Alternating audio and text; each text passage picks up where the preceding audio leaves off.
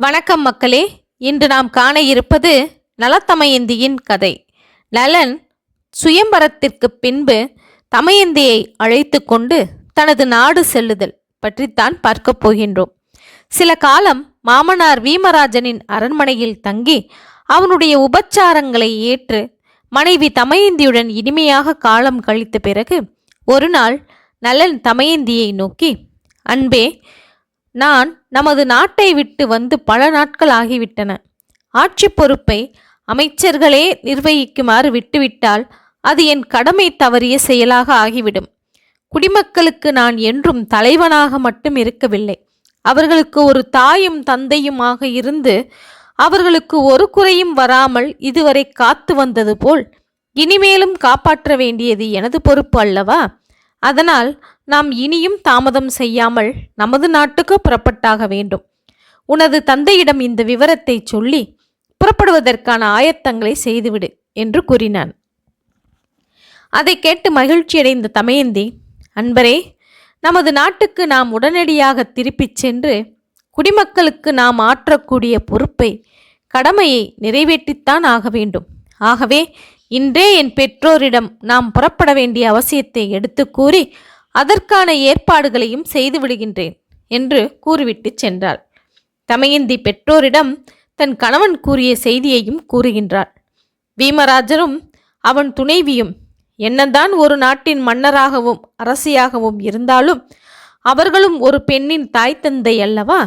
மகளை பிரிய வேண்டியிருக்கின்றதே என்கிற வேதனையும் ஏக்கமும் அவர்களை பெருமளவு பாதிக்கத்தான் செய்தது.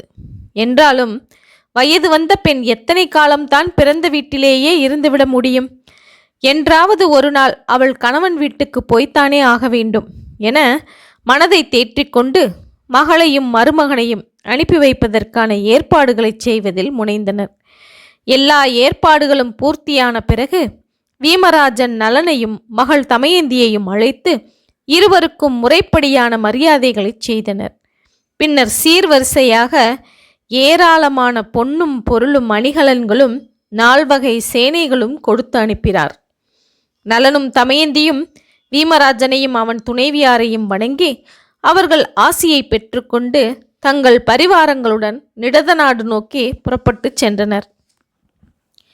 பரிவாரங்கள் அனைத்தும் முன்னும் பின்னும் செல்ல நடுநாயகமாக நலனும் தமயந்தியும் ரதத்திலே வீற்றிருக்க பயணம் தொடங்கியது. காடுகள், மேடுகள், அகழிகள், ஆறுகள், பட்டணங்கள், சிற்றூர்களை எல்லாம் கடந்து நிடத நாட்டின் எல்லையிலே நலனும் தமயந்தியும் பரிவாரங்களுடன் வந்து சேர்ந்தனர்.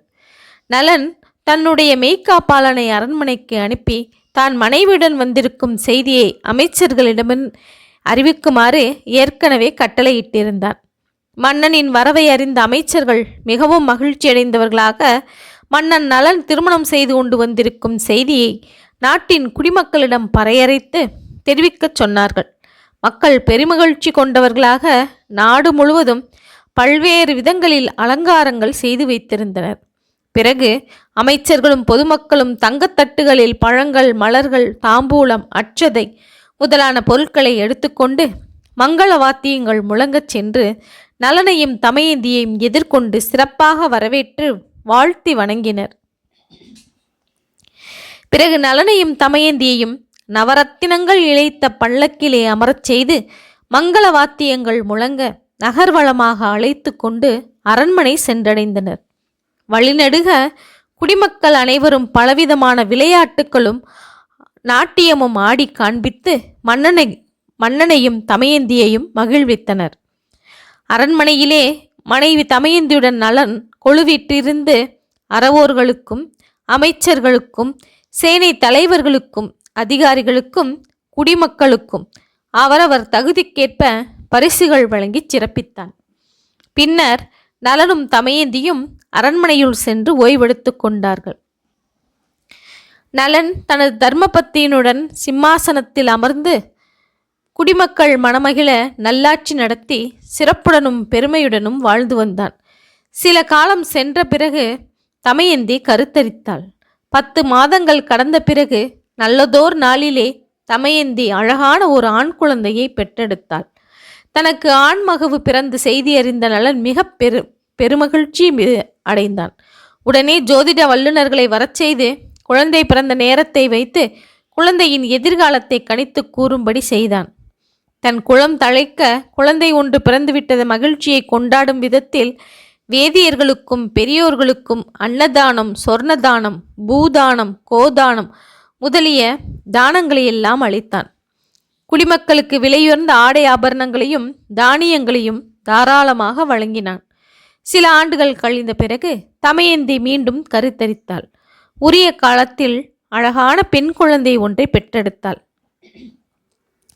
தந்தையைப் போல ஒரு ஆண் குழந்தையும் தாயைப் போல ஒரு பெண் குழந்தையும் தங்கள் மன்னருக்கு பிறந்தது கண்டு நிடத நாட்டின் குடிமக்கள் அடைந்த மகிழ்ச்சிக்கு அளவே இல்லை.